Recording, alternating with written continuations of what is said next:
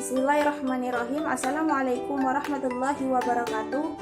Alhamdulillahillazi an'amana bi ni'matil iman wal islam wa nusallimu ala khairil anam sayyidina Muhammadin wa ala alihi wa sahbihi ajma'in. Perkenalkan, saya Rani Fadiah, NIM 1930531, kelas Pengembangan Masyarakat Islam B 2019, mata kuliah Agama dan Pembangunan Sosial, Fakultas Dakwah dan Komunikasi, dengan dosen pengampu yang terhormat Ibu Salahatun Amalia SAG MPDI. Baiklah, di sini saya akan membahas mengenai pendekatan pembangunan sosial. Menurut Kamus Besar Bahasa Indonesia, pendekatan diartikan sebagai proses, cara, atau perbuatan mendekati sesuatu. Pendekatan pembangunan sosial ini bertujuan untuk menyelenggarakan pembangunan yang lebih berkeadilan.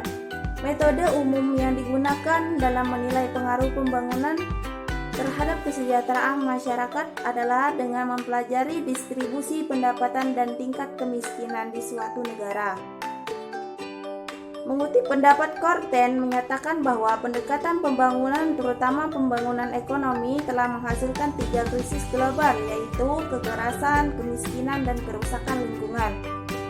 Edi Susanto mengartikan pembangunan sosial sebagai pendekatan pembangunan yang bertujuan meningkatkan kualitas kehidupan manusia secara paripurna, yakni memenuhi kebutuhan manusia yang rentang mulai dari kebutuhan fisik sampai sosial.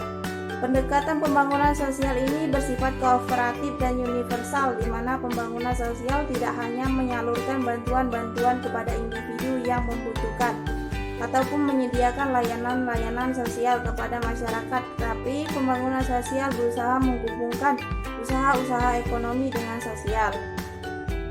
Sebagai pendekatan, pembangunan sosial bukanlah sebuah konsep baru. Pendekatan ini hadir di akhir 1970-an sebagai sebuah wacana yang bertujuan untuk menghilangkan beberapa akses negatif dari pembangunan ekonomi yang tidak diinginkan, seperti kesenjangan sosial dan ekonomi, disintegrasi sosial, dan lainnya.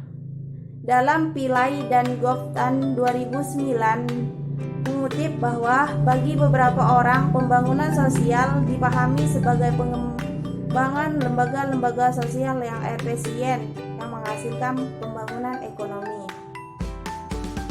Maka dapat saya simpulkan bahwa pendekatan pembangunan sosial merupakan sebuah cara, proses, ataupun strategi dalam perencanaan untuk mengangkat kesejahteraan masyarakat secara menyeluruh dengan menggabungkan proses pembangunan ekonomi yang dinamis.